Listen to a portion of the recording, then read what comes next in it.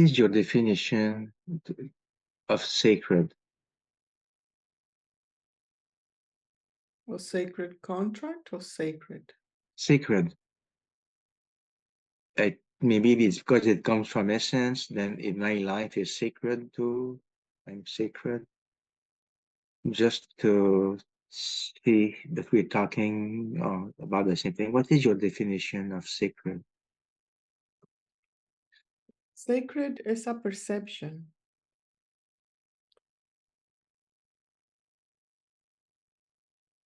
that implies, number one, to see things the way they are.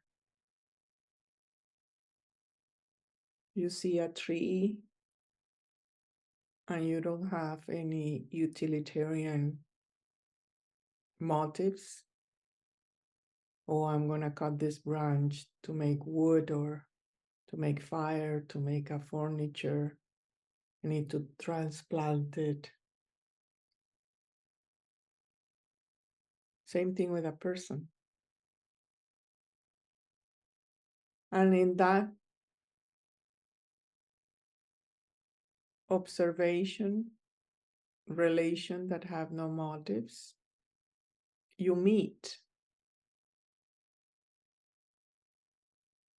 the essence of that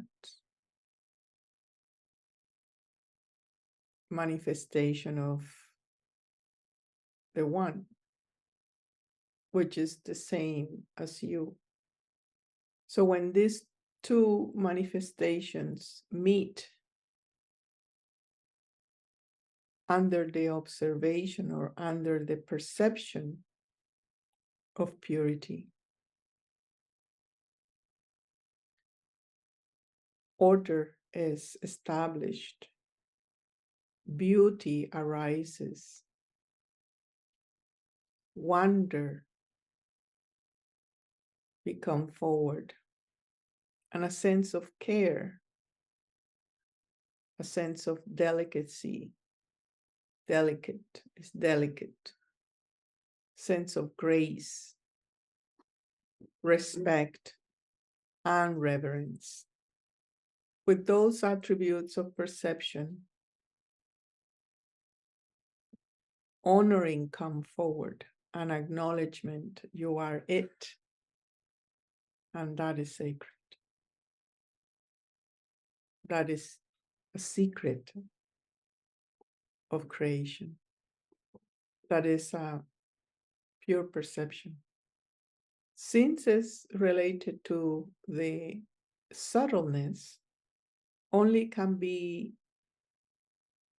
perceived through certain purification, through certain ceremony, through certain intention, through certain place, like a temple or a.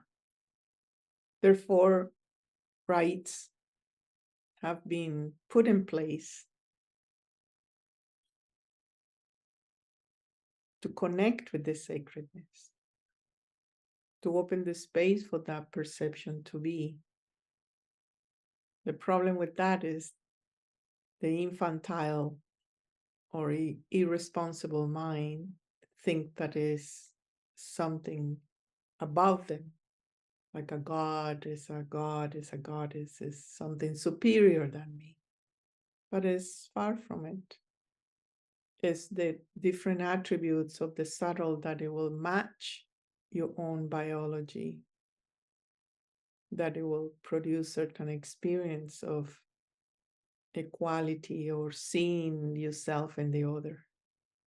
So sacredness come forward when you spend time with yourself, when you purify yourself, and when you are in silence, then you can meet the very essence of everything.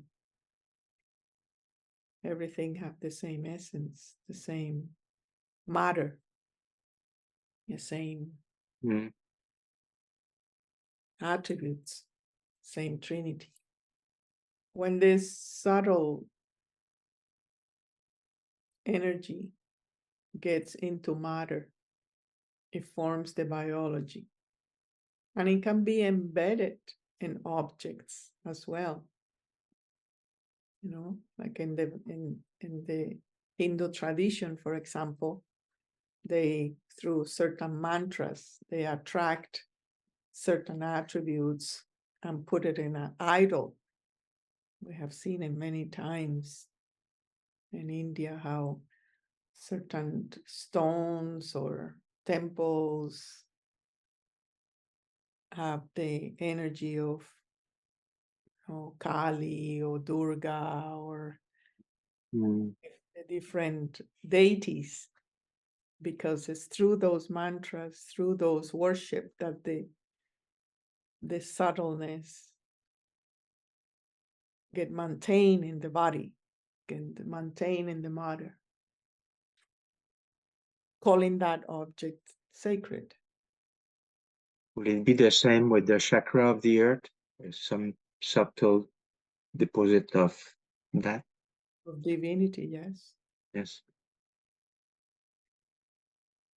So my point is that once that spirit, that subtle energies of the Trinity goes into matter, the matter becomes sacred. Mm. The body becomes sacred because it's the dwelling of subtle energies, is the dwelling of, is the home of the infinity. Therefore, any actions that are under that perception, under that consciousness, is sacred. And any action that implies your biology becomes sacred, like making love. You're bounding your biology to the biology of other, giving birth, giving you seed as a father, giving you energy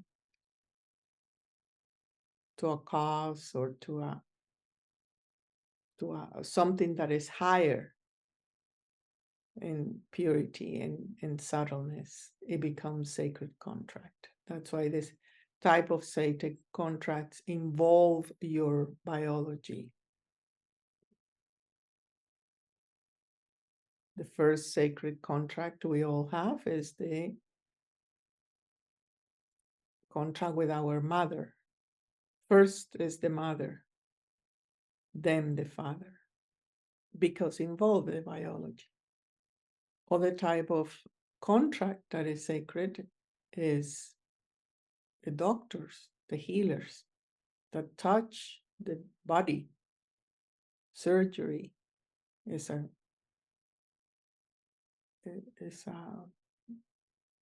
performance of sacredness because you are touching the biology of other. Marriage, because involve the sexual part under the sankalpa or the intention of help me to move forward, walk with me. So under a ceremony, the spouses link the vibration of the biology, their own sacredness, with the sacredness of the other. Mean they share their own karma, they share their own, they share. Mm. And that is sacred. The birth and death, the entering and departuring of the subtle into matter is sacred. Birth is sacred, death is sacred. Because there's movement of that prana that comes in and comes out. And then there is the sacred contract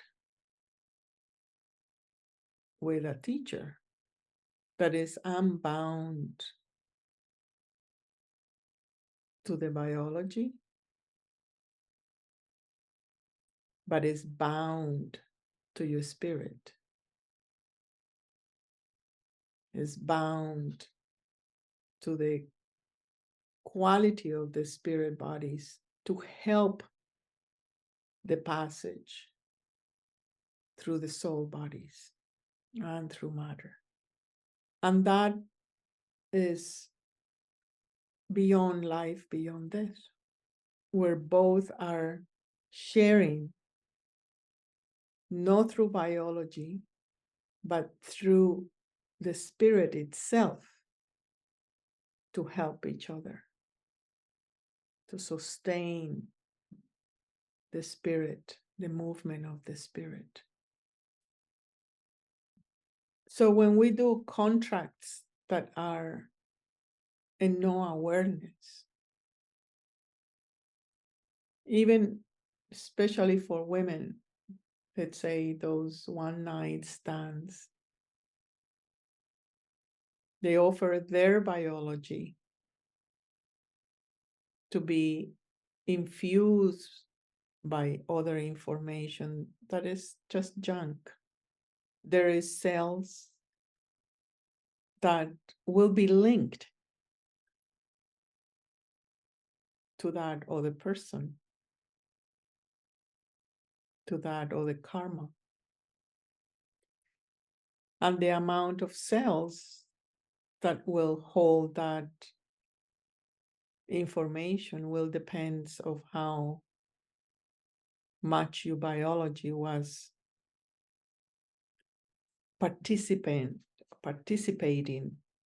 in the, if you have an orgasm, then there is a lot of cells that are opening and receiving that. So you have to purify those contracts that you didn't understood as sacred, as special, as divine, as sustaining life. The more we are aware of our own sensibility, purity, sacredness, coziness within, the more selective we become in who enters our energy field and for what. We become more discernment, with more discernment naturally. We don't need to think more about it. We feel it. And if it's not done naturally, when we start rejecting, oh no, this person is too much for me, I won't be in contact with it, then it bounds you more. But if you naturally perceive and know that there is a flow, a location, a cycle, that it will naturally dispel the things that you don't need anymore. Naturally, you will be disengaging from these contracts and moving into a much more powerful relationship that is the golden cord of the heart towards the purity of existence itself. Otherwise, is it possible that it's one of the way that if we don't respect that, creating just more karma? Correct. It waits. Yes. It waits this in the suprasta body. It's like dark molasses clusters. And then it comes things that we don't know where it come from, but it's just these contracts that we had that are unfinished or are asking for energy to maintain the living, or just to say, just free me. Right? Yes. I think I have shared an experience we have where one elemental, the elemental of joy and connection to people. That was the attribute of that energy. And it was embedded in one person in a form of a living serpent. And when Matthew and I look at it, at that person, first we thought, oh, this person, we need to take that person out of that serpent. It's just all around it. But then on a double check, we realized that was the serpent who wants to be free from that person. Okay. Right? So it goes both ways. Mm. We make contracts with the invisible, to show off. There is a spirit for showing off. There is a spirit of display. There is a spirit of communication. There is a spirit of,